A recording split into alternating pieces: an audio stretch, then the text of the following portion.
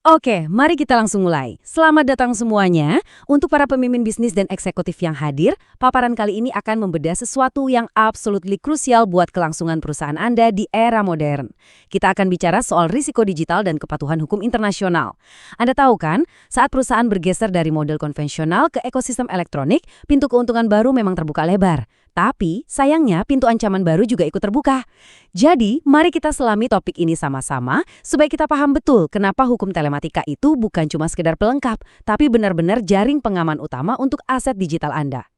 Nah, untuk paparan tingkat eksekutif kita hari ini, strukturnya cukup padat dan jelas. Kita akan mulai dari menavigasi resiko industri telematika, lalu masuk ke tantangan yurisdiksi tanpa batas. Terus, kita akan bedah beberapa sengketa domain dan kejahatan cyber di dunia nyata. Setelah itu, kita bandingkan standar global dengan hukum nasional, dan kita tutup dengan langkah praktis mengamankan bisnis digital Anda. Kita masuk ke bagian pertama, menavigasi risiko industri telematika. Sebelum bicara soal perlindungan, kita harus paham dulu medan pertempuran modern ini dan ancaman apa saja yang mengintai. Anda mungkin bertanya-tanya, apa sih sebenarnya hukum telematika itu? Gampangnya begini, ini adalah tata aturan baru yang mengatur pertemuan antara komunikasi, komputasi, dan konten di ruang siber. Ketika bisnis tradisional kita mengalami disrupsi digital yang masif, regulasi konvensional saja nggak akan cukup lagi kan? Disinilah hukum telematika bertindak sebagai jaring pengaman korporat Anda, mengatur lalu lintas internet, dan melindungi hak-hak hukum Anda di dunia maya. Apalagi di era revolusi industri 4.0 seperti sekarang. Mau tidak mau, perusahaan dipaksa untuk mengadopsi e-commerce dan operasional serba digital kalau mau bertahan. Tapi transformasi ini ada harganya. Begitu Anda melakukan digitalisasi, di saat yang sama, Anda terekspos pada jenis kejahatan luar biasa. Kejahatan yang sifatnya transnasional. Batas-batas fisik negara benar-benar tidak relevan lagi untuk membendung serangan siber ini. Nah, ngomong-ngomong soal batas fisik, ini membawa kita ke bagian kedua, tantangan yurisdiksi tanpa batas. Ini mungkin masalah hukum paling rumit yang kita hadapi sekarang. Kenapa rumit? Karena kita mencoba menerapkan hukum fisik yang kaku ke dunia digital yang tanpa batas. Untuk memahaminya, ada 3 fondasi yurisdiksi yang wajib dipahami oleh setiap pengambil keputusan. Pertama, kewenangan legislatif untuk menetapkan undang-undang. Kedua, kewenangan eksekutif untuk menegakkannya. Dan ketiga, kewenangan yudikatif untuk mengadili. Poin krusialnya di sini adalah, kalau yurisdiksinya kabur, kedaulatan hukum atas suatu kejahatan digital bisa tidak diakui.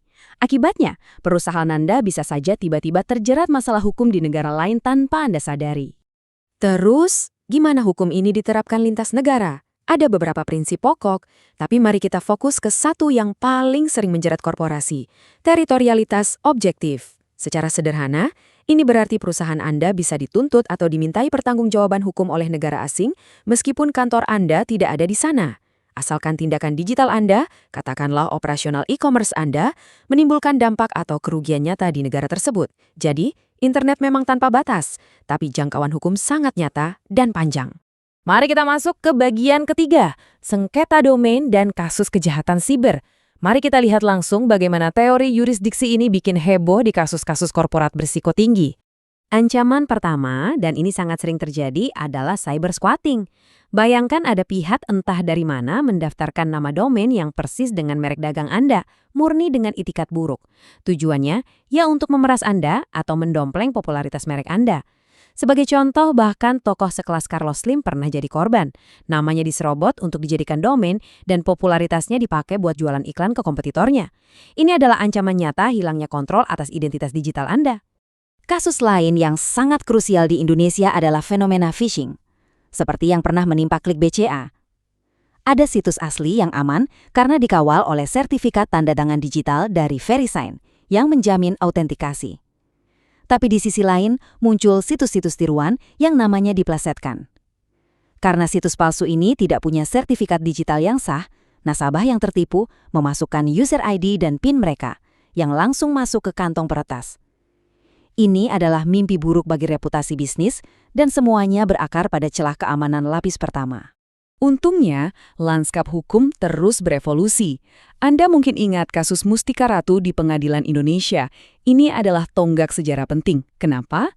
Karena ini membuktikan bahwa sengketa domain tidak melulu soal perdata. Indonesia secara tegas menggunakan pengadilan pidana nasional untuk menjerat pelaku penyerobotan domain. Ini pesan yang sangat jelas bahwa kejahatan merek digital bisa dan akan dibawa ke ranah pidana. Tapi bagaimana kalau sengketanya lintas negara? Biasanya kita akan masuk ke proses arbitrasi internasional lewat WIPO. Ambil contoh sengketa antara Toronto Star Newspaper dan Virtual Date soal domain TSTV. Prosesnya luar biasa cepat, cuma butuh sekitar 74 hari dari gugatan awal hingga keputusan. Yang menarik di sini, panel internasional memutus secara netral bahwa pihak tergugat tidak terbukti memiliki itikat buruk. Mereka menggunakan domain itu untuk bisnis mereka sendiri secara sah, bukan berniat memerasi penggugat. Tapi, coba bandingkan dengan sengketa WIPO yang melibatkan Nokia. Nah, ini beda cerita. Nokia menggugat domain nokiagirls.com karena pelanggaran merek dagang. Setelah dievaluasi, panel WIPO menemukan bahwa tergugat memang tidak punya hak atau kepentingan yang sah dan secara sadar mendompleng nama besar Nokia untuk meraup keuntungan komersial. Ini adalah contoh konkret itikat buruk, dan akibatnya pendaftaran domain tergugat langsung dibatalkan. Lanjut ke bagian keempat, standar global versus hukum nasional. Setelah melihat kasus-kasusnya, pertanyaannya adalah, pakai aturan yang mana? Disinilah kerangka hukum itu bekerja layaknya sebuah puzzle raksasa. Kalau untuk operasional di dalam negeri, Indonesia punya UU ITE sebagai dasar transaksi dan penegakan hukum lokal.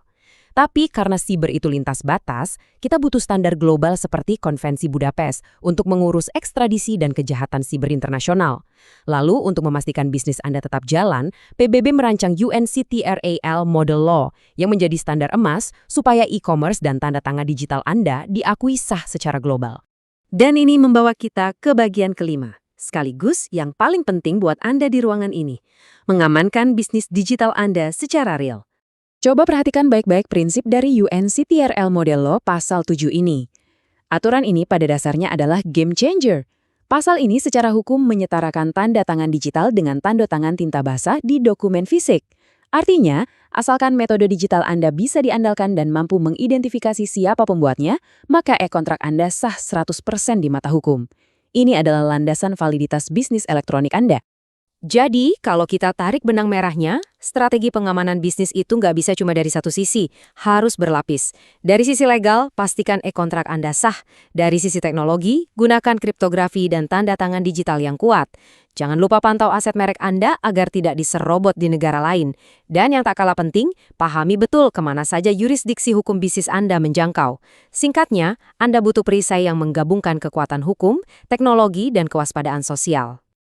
Kita sudah membahas banyak hal hari ini, mulai dari disrupsi industri, jebakan yurisdiksi lintas batas, sampai ke bagaimana tanda tangan digital bisa menyelamatkan kontrak Anda. Sebagai penutup dari paparan ini, saya ingin Anda merenungkan satu hal. Apakah infrastruktur, kontrak, dan merek digital perusahaan Anda saat ini benar-benar aman melintasi seluruh yurisdiksi hukum tersebut? Ancaman digital tidak akan menunggu sampai Anda siap. Jadi, pastikan aset Anda terlindungi mulai hari ini. Terima kasih banyak atas waktu dan perhatiannya.